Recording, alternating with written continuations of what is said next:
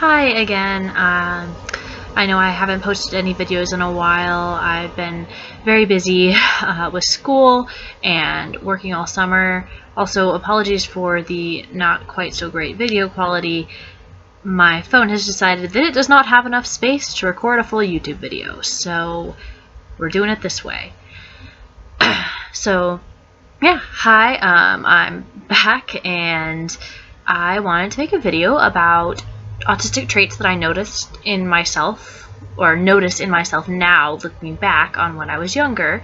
I was diagnosed at age 18, and so there's a lot of things that I noticed now looking back on when I was younger that I kind of went, oh, that makes a lot of sense. Alright, so let's get right into it. The first one that I think is pretty big one is I turned down the music in my dad's car a lot. He liked to listen to music really loud, or pretty loud, and almost every trip we went on, I would turn it down at least a little bit. And now don't get me wrong, I really like loud music when I've picked it out and I've decided that I want it to be loud. But when I haven't picked it out, or I haven't decided I want it to be loud, I tend to not be a big fan of loud music. And so that definitely, in hindsight, is a pretty obvious sign of sensory sensitivities. Down that same path, I have sensory sensitivities to smells very, very strongly. And that one was very obvious with the first person that I was sort of in a relationship with. We weren't official, but it kind of ended because he wore way too much Axe body spray to date, and I was physically ill. I didn't throw up, but I was nauseous, and I had a headache, and I felt completely miserable. So that was kind of where I learned, okay, I need to be careful about scents and start being aware of what scents are around me, because they can really affect me. Number two, I was a very lonely child, and not for lack of trying. I wanted friends and I wanted to hang out with people, and I had a couple people that I did hang out with. I had one friend who I spent a lot of time following, and I wasn't old enough, or I guess wise enough to understand that's not really friendship, but at the time I was like, oh yeah, this is what friendship is, just following a friend and their other friend around, trying to be included. And we hung out sometimes, and it wasn't always bad, but I think overall it wasn't the most healthy friendship, and I think that I had a lot of rather unhealthy friendships as a kid. I'm very, very thankful for the quality friendships I have now, but it definitely took me a while to get there.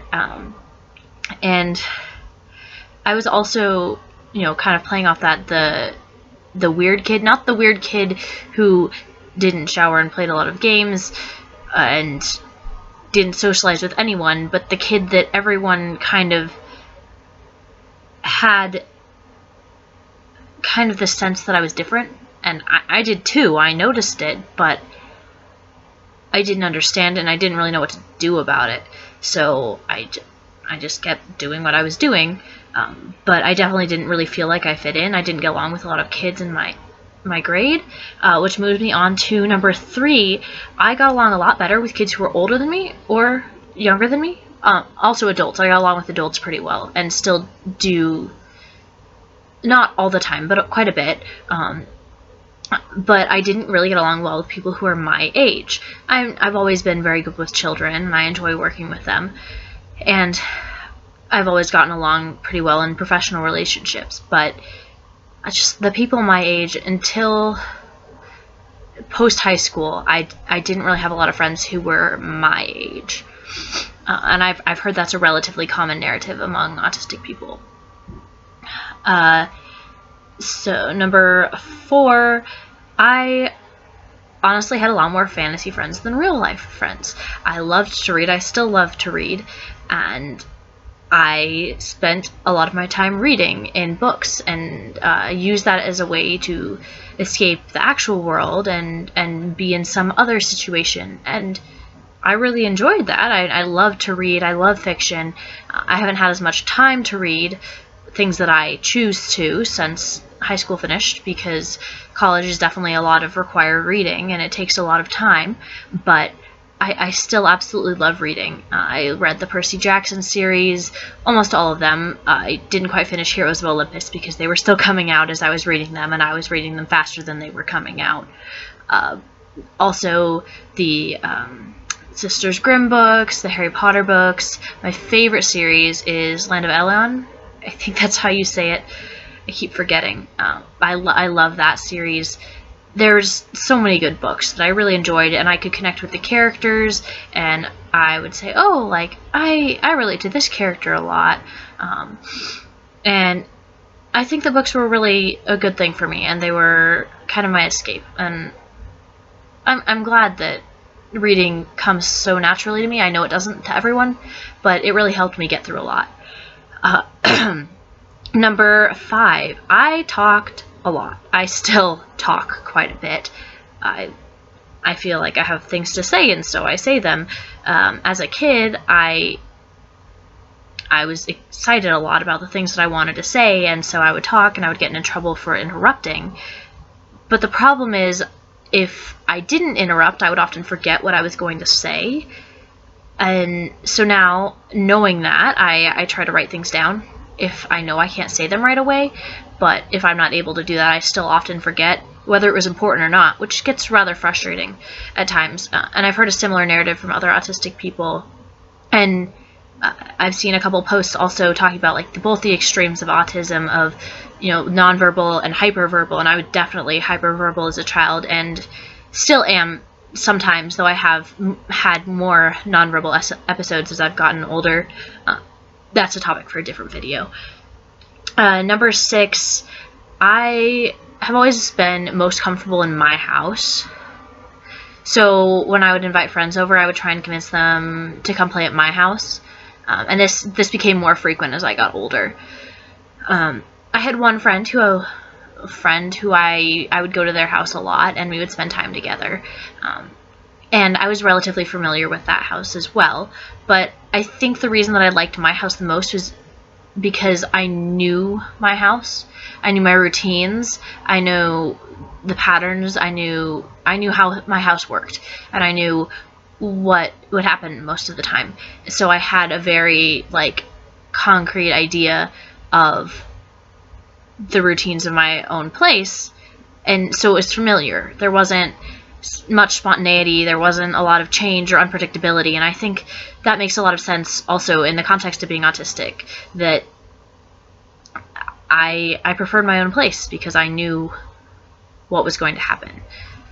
Number 7, I have always been very picky about what clothes I will wear. I don't understand how some people can purchase an item without trying it on. I cannot do that. I have to try something on in the store, and if it's not comfortable in the store, or I don't like it in the store, I won't wear it. And that's taken me some time to learn. But now, for the most part, if I don't like something in the store, or I think that there's something that's uncomfortable, I will not buy it, because 9 times out of 10, I will not wear it if I buy it anyway.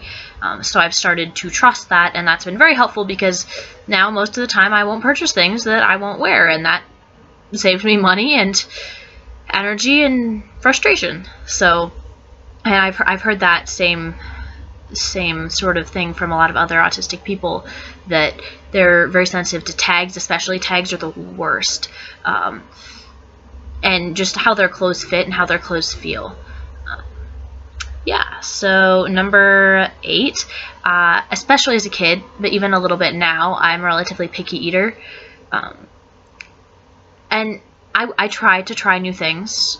I understand the value in trying new things, but I definitely have a hard time with it sometimes. And as a kid, there are things that I would eat and they would just make me gag, like steak.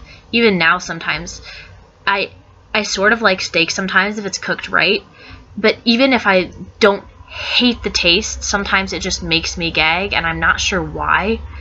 But I definitely have that reaction with at least a couple of different foods.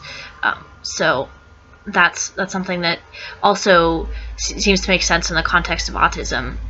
I've heard that from a lot of other people. Also, as kind of, I think, a stimming thing, I always really liked chewing gum, and I chew lots of gum. And I think that now that I'm diagnosed, I've thought about it some and realized I think that's a way that I stim, and it helps me calm down and be focused. So that was really interesting to learn about myself. Number 9, I was very into rocks and rock collecting. I still really am, not to the same extent as I was, but I think that in hindsight that was definitely a special interest of mine. I had a rock garden. I always went to the Rock and Mineral Show every single year. It just made me very excited. And so in hindsight, I think that definitely was a special interest of mine, even though I didn't know it at the time. And then number 10, I am very bad at differentiating important and unimportant information. So don't ask me to explain a TV show to you, for example, because I probably won't be able to give you a particularly comprehensive, concise summary, unless I'm reading it to you off of Netflix or something. So, and I think that's something I've struggled with a fair amount. Not always particularly obviously, but at least when I'm talking with friends or talking with people that ask me questions. So that's in no way a comprehensive list, but those are some things that I have noticed in my experience. Definitely seem to reflect autism at a younger age before I was diagnosed, now that I'm looking back and thinking about it some. If there are things that you experienced that I didn't, please leave them in the comments below. I'd love to hear about your experiences.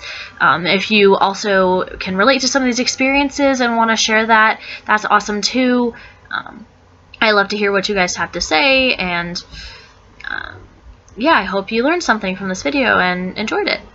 I'll see you next time.